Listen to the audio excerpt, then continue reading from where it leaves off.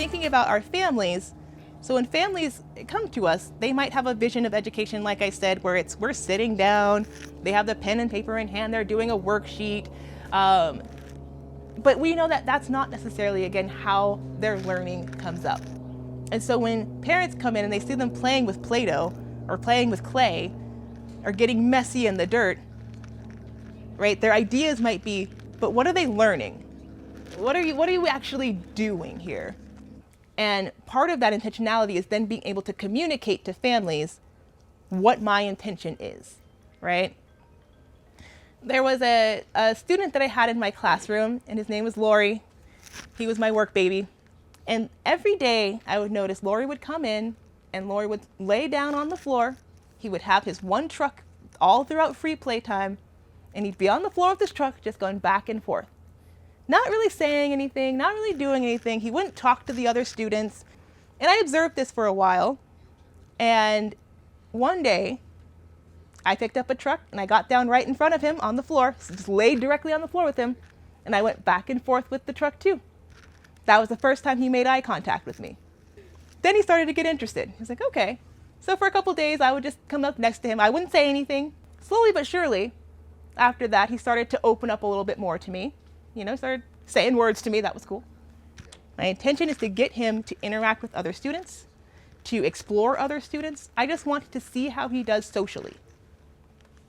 So one day, I took the cars, and instead of just having them on the floor next to the blocks like they usually were, I put them on the table. I put a bunch of brown paint on the table, and I put the monster trucks on the table there. And the kids walked in, they were like, whoa, it's like a monster truck track, right? They were all interested. Lori comes in. Lori sees this. This is the first time Lori played at the table. He didn't talk to the other students, but he did play next to the other students. That was part of my goal. My intention was to get you to do this. Check. All right, cool. Now my intention is to get you to explore more of the classroom. Now I've got you interested in the table. At some point, I took the cars away from the table, and he would still come to the table. He sat down and he colored, even if it was just for 30 seconds of him just like, that was fine, and walking away. Cool. My goal was met. I'm getting you to explore other avenues of the classroom. For circle time, I started bringing in books about trucks, all different kinds of trucks, right? I brought in garbage truck books. I brought in school bus books. Those, he was like, okay, whatever. Till I brought in the monster truck book. Then he was locked in at that point. He was like, I am ready to learn. That was the first time he asked me a question in class at circle time. I was like, okay, all right, we're getting somewhere with you, buddy. It all goes back to that intention. By the end of that month in that classroom, he had started to form bonds with other children. He started talking to the other children. He started actually inviting other children to his play with him. And it all comes back to that intention. I could have just let him be on the floor playing with the truck all day long, because that's what he wanted to do. He was happy. He wasn't bothering anyone. He wasn't doing anything bad, right? I could have just let him do that. But what was he learning?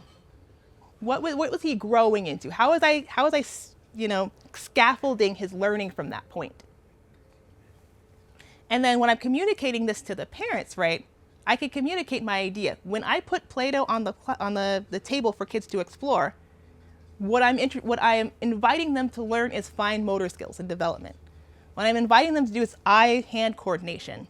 What I'm inviting them to do is to plan and organize with their friends, to communicate with their friends. I'm inviting them to explore materials in different ways. And the more that I can explain that to parents, what we're doing, the more they are bought into the program, the more they're bought into what I'm bringing, right? Because I'm coming to this classroom with all kinds of rocks and dirt and clay. Their kids are coming home, they're filthy, right? They're asking me questions like, what did you do all day? Why is my child filthy? What did they learn? And I'm like, oh, let me tell you what they learned. We did sensory play. Do you know how sensory play helps their development, their growth and their development? Here's some articles, right? Do you want to know how Play-Doh helps their growth and development? Not only is it that fine motor skills, it's sensory. They're getting their smell together, right? They're seeing how colors mix and how it makes a different, new, exciting color. They're seeing how if I put this dinosaur into this clay, it leaves behind a print, right?